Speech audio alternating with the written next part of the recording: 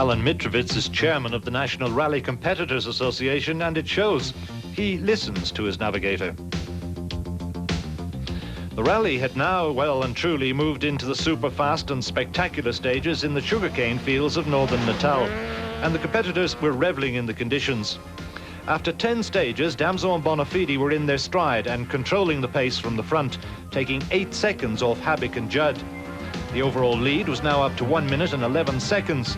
The Golf Synchro was leading the Nissan Sentra of Hannes Grobler and Martin Butter by 13 seconds, and Enzo Kuhn was simmering with frustration, having lost 27 seconds because of the dust problem. He was now 30 seconds behind Grobler. And while the competitors further down the field were still furiously charging through the cane fields, front-runners had a chance to stop for a while and stretch their legs. Jannie Habik didn't seem to be too perturbed about the situation as it stood. Man, op die stadium gaan het goed. Paar klein probleme, maar heeltemal gelukkig ver met resultaat. Must say the organisers put some effort in it, and it's very nice to see they've gone out their way and chose different roads. Cost me a minute, you know, with these side shafts. Is he annoyed now? Nog nie probleem, ons het net die vorige sneldeel het ons radiator gebreek en ons moes bietjie op die afdraandes moes ons stadig ry en al die karre afsluit om op die einde van die stage te kom. So ons het daar seker omtrent 45 sekondes verloor. So ons probeer kyk of ons nou weer kan inhaal. Alessio Miranda and Francois Pretorius were by now enjoying themselves in the Class A golf, going into the stages ahead of the official runners.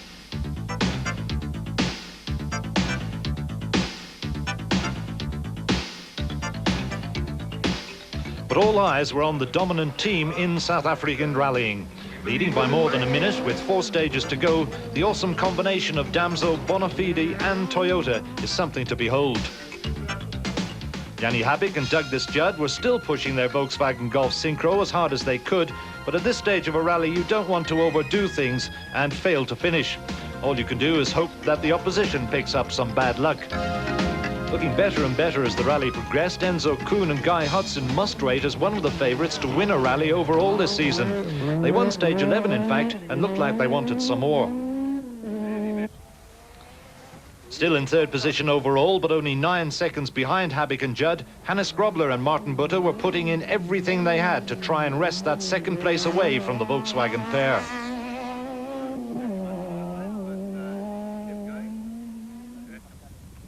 Local boy Tony Ball and his navigator Brian Duncan in their Class B golf weren't having a great rally, and they were destined to only complete 13 of the 15 stages.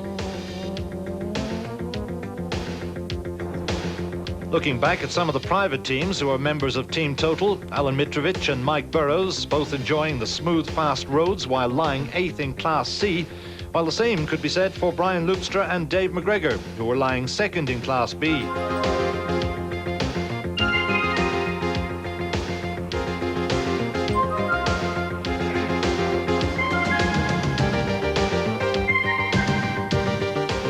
After 13 stages, Damso and Bonafide had increased their lead to 1 minute and 19 seconds, coming in quickest in stage 12 and third fastest on stage 13. Jannie Habik won stage 13, taking 3 seconds off Damso, while Enzo Kuhn was 4th fastest in stage 12 and 13, falling back to 31 seconds behind Hannes Grobler. Grobler and Butter narrowed the gap between them and Habik to 5 seconds in stage 12, but they lost 2 seconds in the next stage. The stages through the cane fields always leads to spectacular rallying, and there can be few sights as impressive as a rally car in full flight on these roads. But the stages were run during the hottest part of one of the hottest days in Natal, and the drivers and navigators didn't have a second to spare to admire the scenery. Peter Altersky and Alan Bissett were still leading Class C, but not by much, while Nuno de Cunha and Paul Riard were also soldiering on steadily. While the leaders were battling it out for overall honours, Alessio Miranda was just making sure that he kept his hands in and got in plenty of practice for the next event. Ergen Fecken and Neil Fourie of Team Total were lying 5th in Class C after a relatively trouble-free run. Peter Mornay Fourie in their Class D golf were bringing up the rear. It was all over bar the shouting. Damso and Bonafide had driven a faultless rally, but as these things happen, their brakes gave way, and they had to drive the last stage without any stopping power. Jannie Habik had fallen back to 1 minute and 26 seconds behind Damso after stage 14, while Enzo Kuhn and Guy Hodson were 24 seconds behind the Nissan Sentra of Hannes Grobler and Martin Butter, with one stage remaining. The Class C leaders by 15 seconds were still Peter Altersky and Alan Bissett in their Toyota Conquest, while the team totals Brian Loopstra and Dave McGregor were still second in Class B. Second in Class C, the reigning champions Etienne Lourens and Robert Paisley. Let's take a ride with them. 1.7, T45 right, T45 right.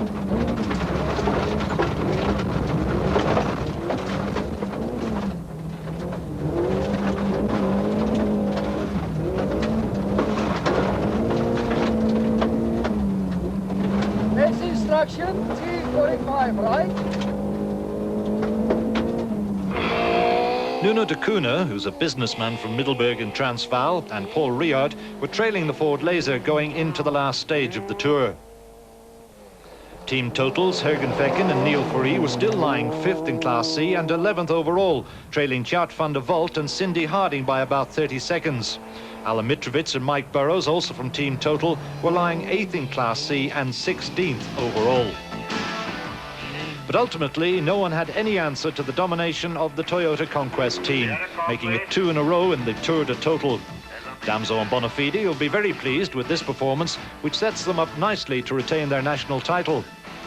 The Toyota pair's winning margin was 1 minute 27 seconds, and by winning overall and their class, they take a healthy lead in the points. Habik and Judd beat Grobler and Butter by 6 seconds, while Kuhn and Hodson were a further 35 seconds further back. Altersky and Bissett did well, winning Class C and finishing 5th overall. Brady Davner and Neil Watt took Class B and Gerhard Law Class D. And the Frank Lindemann Memorial Award for competing in the spirit of the event went to Etienne Lourens.